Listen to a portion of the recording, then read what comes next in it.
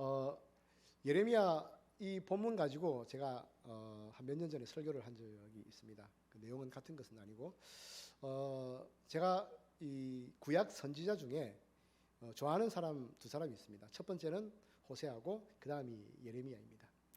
호세아 같은 경우에는 하나님의 사랑을 실질적으로 자신의 삶에서 체험하고 그것을 이스라엘 백성들에게 전개했던 사람이죠. 북이스라엘에서 예언했던 사람이었습니다.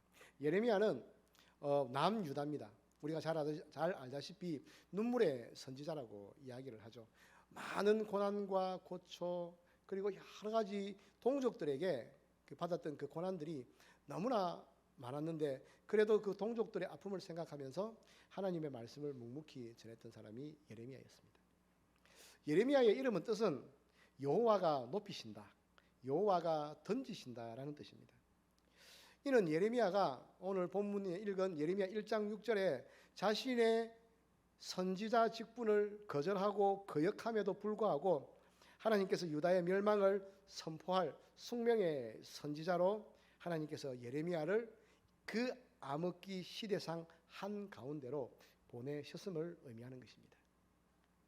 예레미야 선지자는 제사장 성읍이자 솔로몬과 아도니아가 다윗의 뒤를 이어 왕권 찬탈, 그리고 이것을 다른 말로 이야기하면 왕자의 난이라고 하죠. 왕권 창탈 권력 투쟁에서 아도니아가 패하게 됩니다. 잘 아시다시피 이 패한 아도니아 편에 섰던 사람이 아비아달이라는 제사장이었습니다. 이 아비아달은 죽임은 면했지만 귀양지로 보내지게 됩니다. 그곳이 오늘 본문에 나오는 아나돗입니다. 말대로 즉 아나돗은 아비아달계 제사장들의 귀양지였던 것입니다. 즉 예레미야는 hil기야는 아비아달계에 속한 말대로 버려진 제사장 중에 한 사람이었습니다. 그 지역이 아나돗이었습니다. 그렇게 묵묵히 제사장직을 임명을 수행해 가던 사람이 예레미야의 아들 hil기야 아버지였고 그리고 예레미야 그 뒤를 잇는 사람이 예레미야였습니다. 말대로 참으로 볼품없고 값어치 없고 소망 없는 그러한 삶이 예레미야의 삶이었습니다. 제사장이라도. 거기서 예레미야는 제사장 hil기야의 아들로 태어났습니다. 예레미야는 요시야 13년에 활동을 시작했습니다. 유다 왕을 보게 되면은 요아서, 여호야김, 여호야긴, 시드기야 왕 시대에 살았던 사람이었습니다.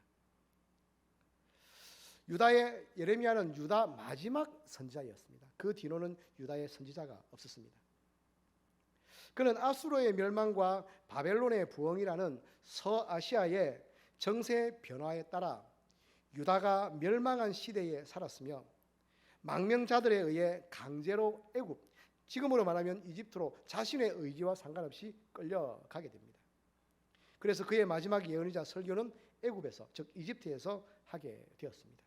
예레미야 44장에 나오는 말씀입니다. 예레미야가 태어날 당시 왕은 남유다의 악하기로 유명한 므낫세 왕이 유다를 통치하고 있었습니다. 예레미야는 20살 때쯤에 선지자로 부름을 받았습니다. 앞서 말씀드렸듯이 그때의 요시야 왕 13년째 되던 해였습니다. 요시야 왕이 8살 때에 왕위로 등극을 했거든요. 그러면 그 뒤에 13년이 지났으니까 요시야 왕이 21살 때 예레미야가 부름을 받은 것이고 거기에서 활동을 시작하게 된 것입니다. 우리가 아는 대로 요시야 왕은 예레미야가 부름을 받은 지 5년 뒤, 그러니까 요시야 제위 18년 되던 해에 성전에서 발견된 율법책을 중심으로 종교개혁에 앞장섰던 왕이었습니다. 할아버지 므낫세와 아버지 아몬이 우상을 숭배하던 모든 흔적을 없애버렸고 이방신을 숭배하던 신당과 아세라 목상들을 모조리 철거해 버렸습니다. 그러나 아쉽게도 요시야 왕은 애굽의 왕 바로 느고와 머깃도 전투에서 전사해 버렸습니다. 이 내용을 두고 신학학자들은 많은 이야기들이 있습니다. 열왕기 하가 맞다, 역대기가 맞다라고 이야기하는데 열왕기 상에는 바로 느고를 맞으러 갔다가 죽었다고 이렇게 그냥 표기만 되어 있습니다. 그런데 열왕기 하에는 뭐라고 기록되어 있냐면 바로에 맞서 싸우러 나갔다가 그 싸움에서 져서 죽임을 당했다라고 이렇게 표기되어 있습니다. 어느 것이 정확한 건지는 알지는 못하겠습니다. 중요한 것은 머깃도에서 죽었다는 것입니다. 그 요시야가 머깃도에서 전사했을 때 예레미야는 애가를 지어서 그의 죽음에 마음을 모아서 애도하였습니다. 그것이 역대하 35장 25절에 이렇게 나오고 있습니다. 예레미야는 요시야 왕을 위하여 애가를 지었으며 모든 노래하는 남자들과 여자들은 요시야를 슬퍼 노래하니 라고 기록되어 있습니다. 이 애가는 우리 예레미야 애가가 하고는 다릅니다. 예레미야 애가는 아닙니다. 이런 내용이 나옵니다.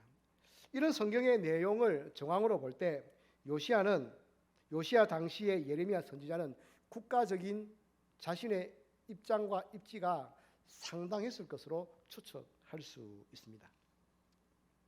예레미야는 남유다가 점점 쇠락해 가던 때 남유다의 마지막으로 활동하던 선지자였습니다. 요시야 왕이 죽은 후에 여호아하스, 여호야김, 시드기야로 이어지는 남유다의 마지막 시대의 여러 왕은 약속이라도 한 듯이 한결같이 선지자 예레미야를 통한 하나님의 말씀을 거역했습니다. 그런데도 하나님은 일관되게 예레미야를 통해 남유다의 운명을 경고하게 하십니다. 그리고 거기에 회개를 촉구하십니다. 그러나 결국 하나님의 말씀을 떠난 유다는 마지막 왕 시드기야를 끝으로 주전 586년에 바벨론에 의해 남유다가 완전히 망하게 됩니다. 이런 성경의 역사적 교훈은 과거나 오늘이나 하나님의 말씀을 아는 것만으로는 아무런 소용이 없다는 것입니다. 또한 이런 것들을 성경은 가르치고 있습니다. 이러한 간단한 진리는 교회를 다니는 사람이라고 한다면 누구나 다 알고 있는 것입니다. 들어서 알고 그리고 깨달은 말씀을 내 삶에 적용하고 준행하는 삶을 살아가지 않는다면 하나님의 말씀은 저와 여러분에게 하등 아무런 소용과 상관이 없을 것입니다. 우리 속담에 이런 말이 있죠. 부뚜막에 소금도 입에 넣어야 짜다는 말이 있습니다. 이런 교훈처럼 하나님의 말씀을 내 삶에 실천하는 경우가 아니라면 성경은 저와 여러분에게 사회에 여럿 나와 있는 역사책이나 소설책에 불과할 따름인 것입니다. 선지자란 시대적으로 자기의 생각을 전하는 자가 아닙니다. 철저히 하나님의 말씀을 받아서 전하는 자들이 선지자입니다. 오늘 본문 4절 말씀에도 이런 말씀이 있습니다. 여호와의 말씀이 내게 임하니라 이르시되라고 기록되어 있습니다.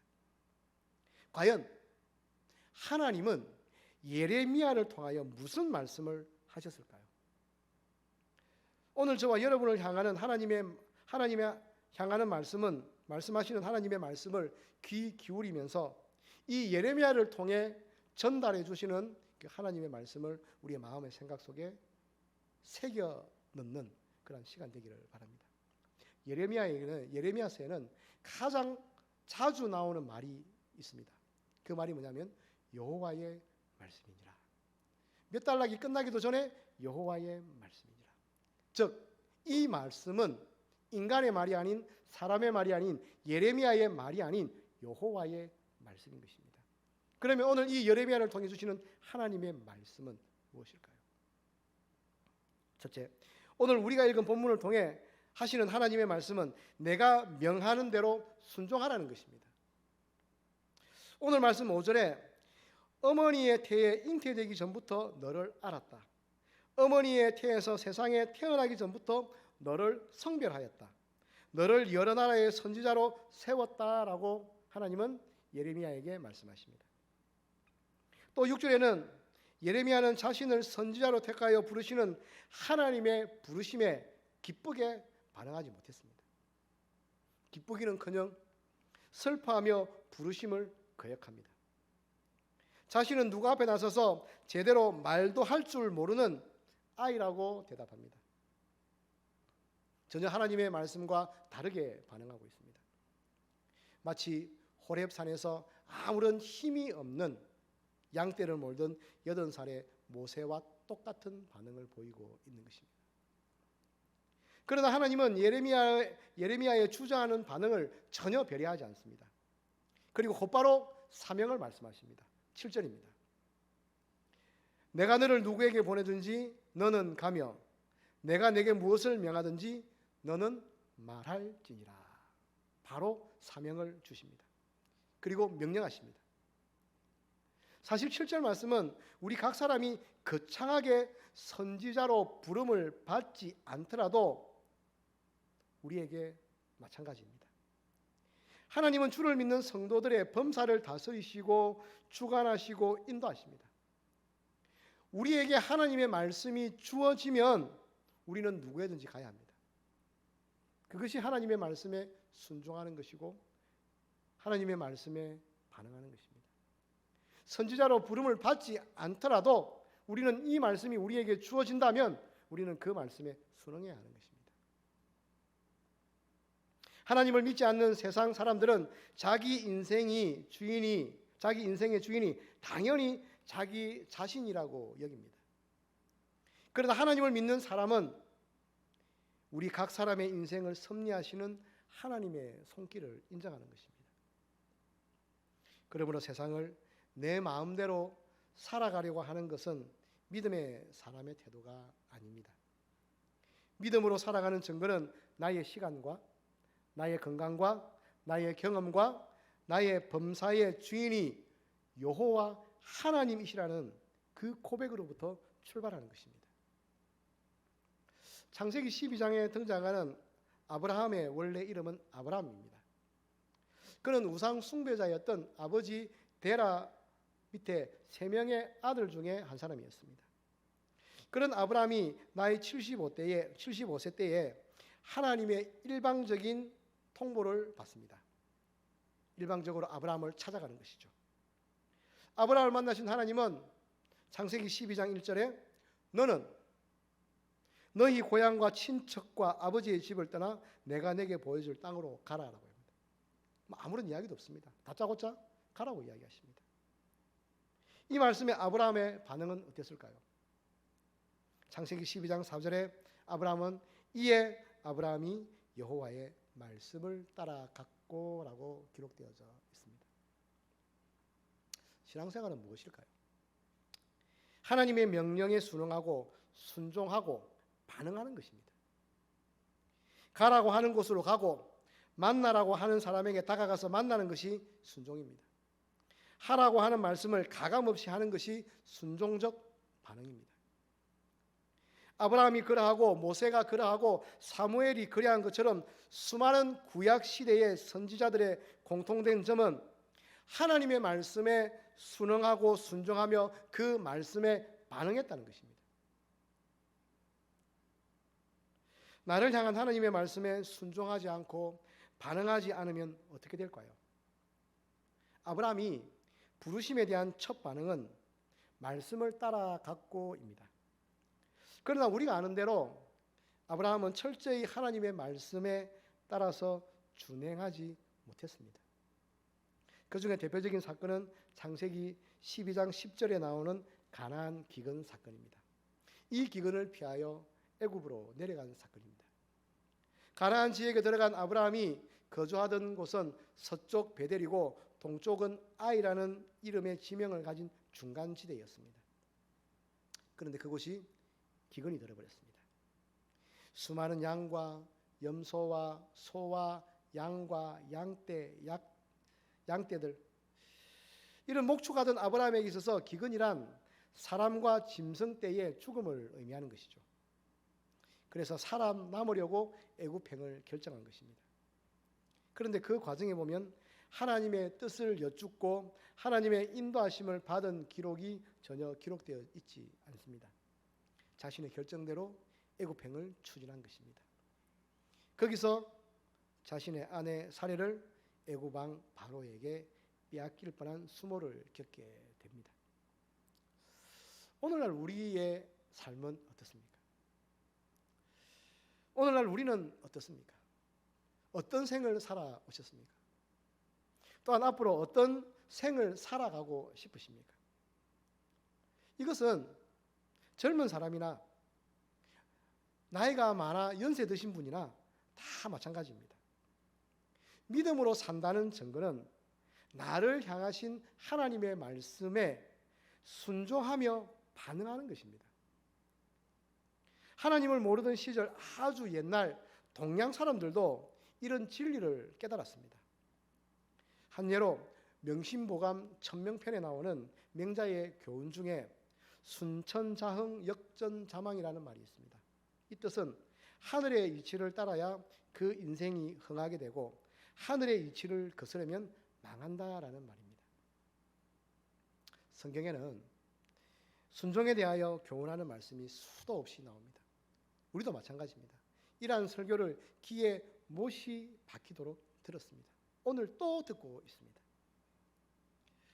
사무엘상 15장 22절에 사무엘 선지자는 하나님의 뜻을 거역하던 당시에 사울 왕을 향하여 순종이 제사보다 낫고 듣는 것이 수장의 기름보다 나으니라라고 사울을 꾸짖습니다. 또한 신명기 13장 4절에 보면 너희는 너희의 하나님 여호와를 따르며 그를 경외하며 그 명령을 지키며 그 목소리를 청종하며 그를 섬기며 그를 의지하라라고 말씀하고 있습니다. 사랑하는 우리 평강의 모든 성도님들, 또 이 자리에 참여하신 우리 성도님들, 저와 여러분은 어디로 가는지 알지 못합니다. 그러나 끊임없이 새로운 곳을 향하여 나아가는 존재입니다. 지리적으로도 새로운 곳, 일을 해도 새로운 일, 사람을 만나도 새로운 사람을 대하며 계속해서 새로운 미지의 세계를 향하여 나아가는 것입니다. 우리는 우리의 삶에서 한 번도 똑같은 길을 가본 사람은 아무도 없을 것입니다. 항상 새로운 길을 우리는 가고 있는 것입니다. 이런 저와 여러분에게 하나님은 오늘 분명하게 말씀하셨습니다.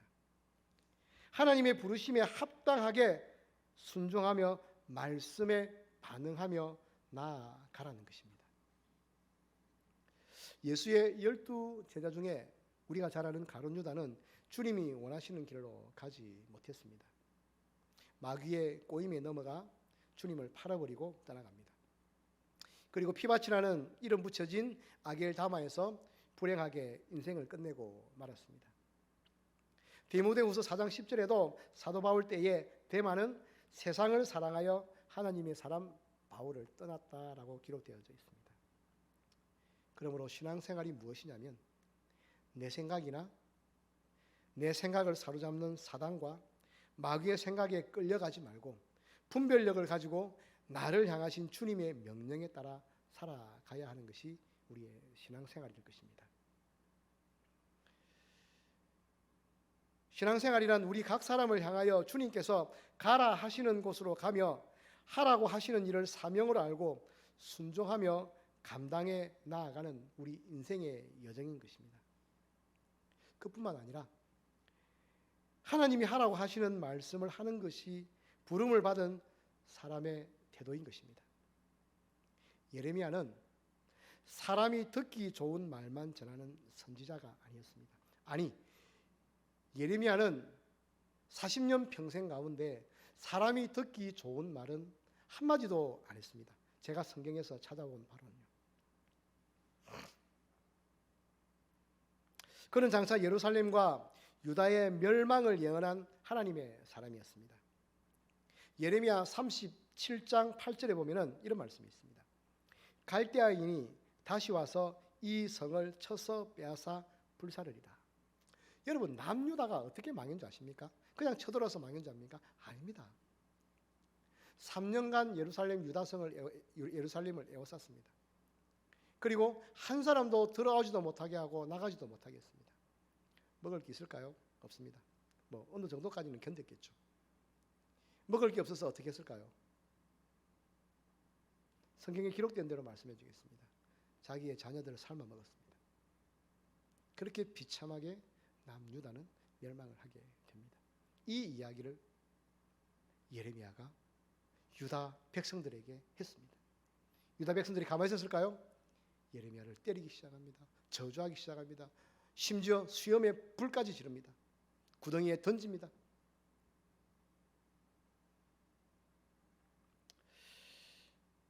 감히 이런 예언까지 예레미야는 했습니다. 결국 고관들은 예레미야를 붙잡아 때려서 감옥에 가두었습니다. 그 당시 유다의 마지막 왕인 시드기야가 신하를 비밀리 옥에 보내어 갇혀있던 예레미야를 왕궁으로 살짝 불러들입니다. 예레미야 37장 17절입니다. 시드기야 왕이 사람을 보내어 그를 이끌어내고 왕궁에서 그에게 비밀이 물어 이르되 여호와께로부터 받은 말씀이 있느냐? 예레미야가 대답하되 있나이다. 또 이르되 왕이 바벨론의 왕의 손에 넘겨지리이다. 이런 예언의 말씀을 들었음에도 시드기야와 유다 백성들은 하나님 앞에서 회개하지 못하고 불행한 역사의 길을 가고 말았습니다.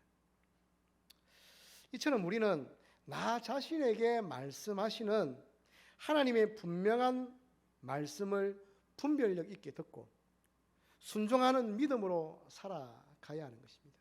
그것이 옳은 반응입니다. 이런 순종의 지혜가 충만한 주인공이 오늘 이 자리에 계신 사랑하는 우리 평강의 모든 성도님들이 되기를 예수님의 이름으로 축원드립니다.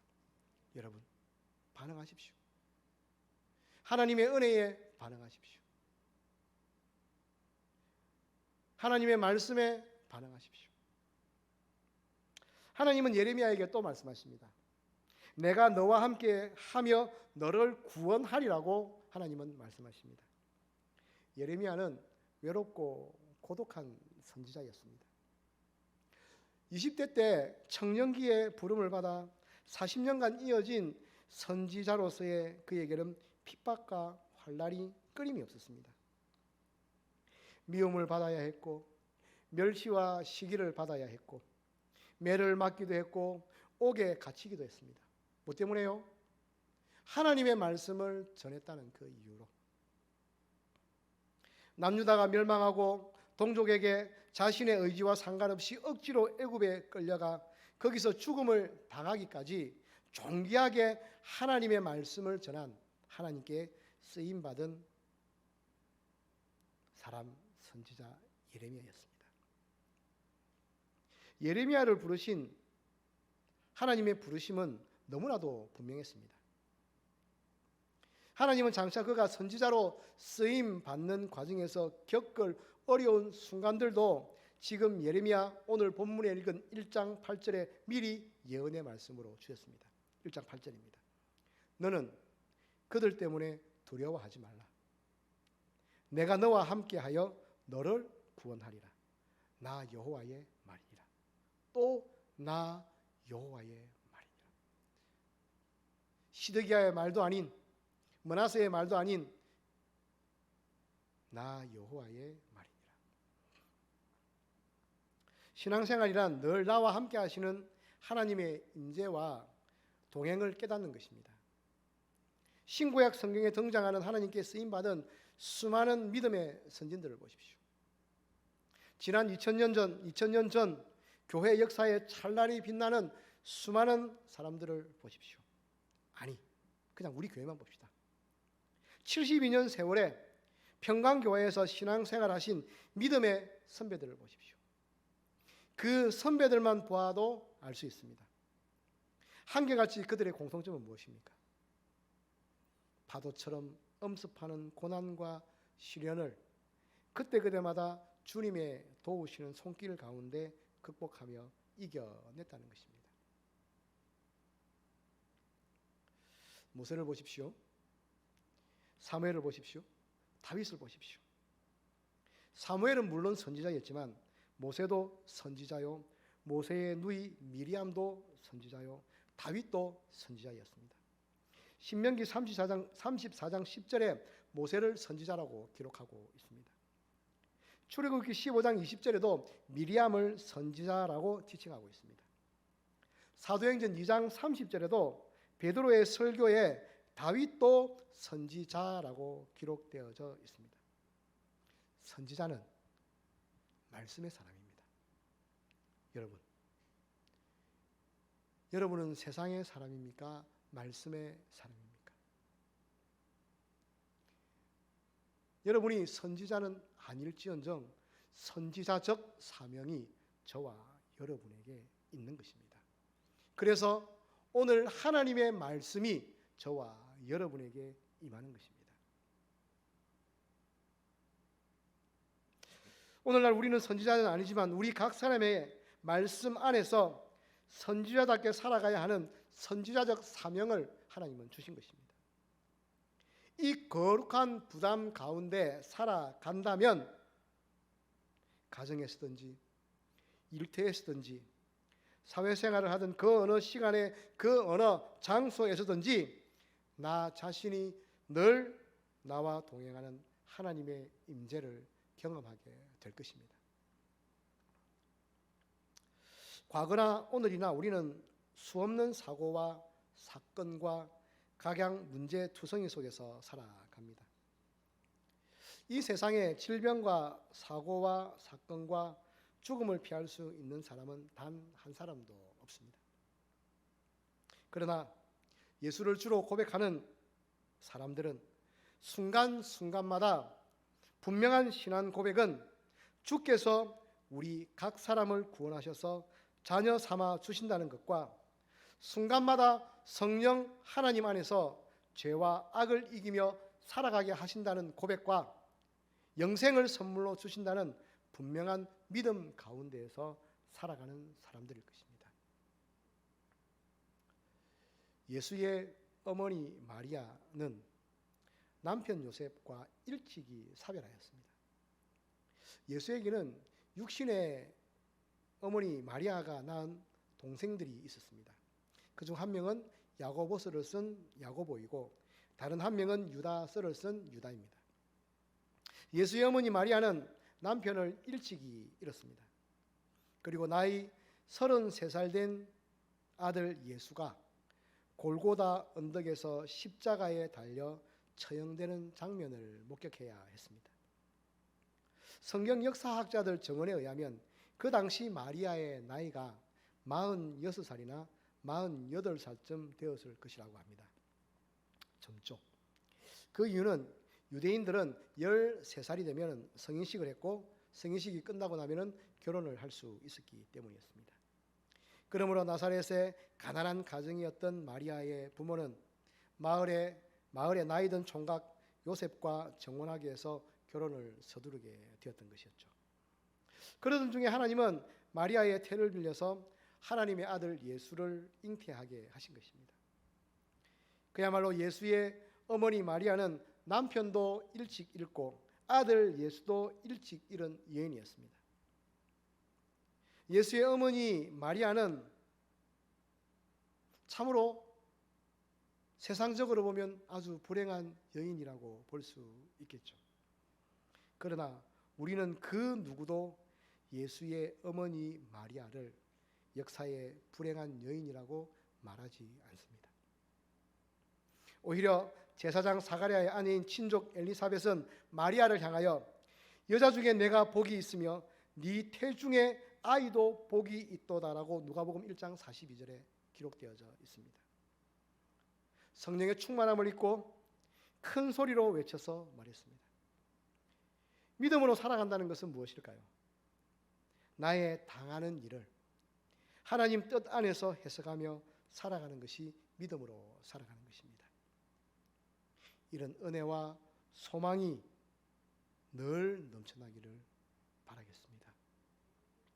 마지막으로 오늘 본문 가운데 예레미야를 통해 우리에게 주신 하나님의 말씀은 흥망성쇠의 주인이신 주님께 쓰임을 받으라는 것입니다. 하나님은 전능자십니다. 우리는 한 번씩 착각할 때가 있습니다. 전능과 유능을 착각할 때가 있습니다. 유능은 잘하는 것이 많은 사람이 유능입니다. 전능은 99.999999% 불가능한 상황에서 성공으로 이끄는 것을 전능이라는 것입니다. 하나님은 유능한 분이 아니시고 전능자이십니다. 천지와 만물을 창조하신 창조주이십니다. 하나님은 세우기도 하시며 넘어뜨리시거나 허물어 버리시기도 하십니다. 건설하시기도 하시고 파괴하시기도 하십니다. 심기도 하시기도 하고 뽑아내시기도 하십니다. 하나님은 예레미야를 선지자로 세우시면서 10절에 이런 말씀을 하십니다. 내가 오늘 너를 여러 나라와 여러 왕국 위에 세운다라고 선포하셨습니다. 그뿐만 아니라 예레미야를 통해서 인간의 흥망성쇠를 주관하시는 하나님의 사람으로 쓰임받게 하시겠다고 말씀하셨습니다. 한 나라가 세워지거나 멸망하는 일, 한 나라의 왕이 등극하거나 폐위되는 일들을 여러 번 보게 하실 것이라고 말씀하셨습니다. 예레미야 1장 10절을 자세히 읽어보면 이런 말씀이 있습니다. 그냥 앞에와 끝을 이야기하겠습니다. 내가 그것들을 무엇 하였느니라 라는 미래 완료형으로 말씀하십니다. 이미 한 걸로 이야기하고 있습니다. 근데 그 앞에 보면은 내가 그것들을 이라고 이야기하고 있습니다. 내가 그것들을, 내가 누구입니까? 예, 예레미야입니다. 예레미야를 통해 예레미야 입술에 말씀을 주었기에 이제 예레미야 네가 뽑고 파괴하고 파멸하고 넘어뜨리라는 것입니다. 그리고 그 자리에 다시 하나님의 말씀으로 심기도 하고 세우기도 하라는 것입니다. 그 의미는 무엇입니까? 내가 너에게 말씀을 주었기에 그 말씀이 살아서 운동력이 있기에 네가 선포되어지는 그곳이 무너지고 파괴되고 넘어지고 뽑힐 것이고 다시 그곳을 세우기도 할 것이라는 예레미야를 통한 하나님의 능력이 말씀을 통해 임한다는 것입니다.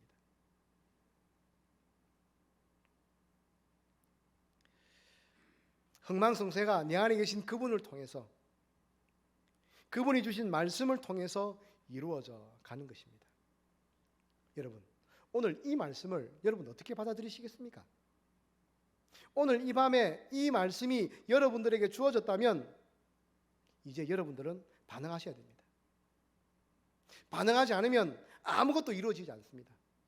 뽑히지도 않고 무너지지도 않고 파멸되지도 않고 파괴되지도 않습니다. 심지어 심을 수도 없습니다. 반응하지 않으면 아무것도 이루어지지 않습니다. 저와 여러분의 잘못된 삶, 인간관계, 재정, 경제, 욕망, 욕구 다 뽑고 파괴하고 파멸하고 넘어뜨리십시오. 그리고 그 자리에 여호와의 거룩함으로 심고 세우시기를 소망합니다. 우리 주님은 토기장이와 같은 분이십니다. 토기장이신 하나님은 한 나라의 흥망성쇠라도 그 손길로 다루십니다. 토기장이신 하나님은 한 나라의 왕이 세워지거나 왕이 폐위되는 것도 그의 손길로 다루십니다. 믿음의 눈으로 보면은 이 세상 만사가 다 하나님의 손안에 있다는 것을 고백할 수 있을 것입니다. 주님의 궁극적인 관심은 나라나 왕을 넘어뜨리고 파괴하고 파멸시키는 것이 아닙니다. 바벨론 포로로 끌려가는 것이 하나님의 뜻이 아닙니다. 하나님은 고난과 고통의 땅에 끌려간 언약 백성들이 회개하고 주께로 돌아와 우상 숭배를 버리고 하나님을 제대로 믿고 섬기고 예배하는 민족이 되기를 하나님은 원하셨던 것입니다. 신약 성경에는요, 시간을 뜻하는 단어 두 가지가 사용됩니다. 우리 청년부 설교 때도 잠시 이야기를 했는데요. 그것은 크로노스와 카이로스입니다. 크로노스는 말대로 시계입니다.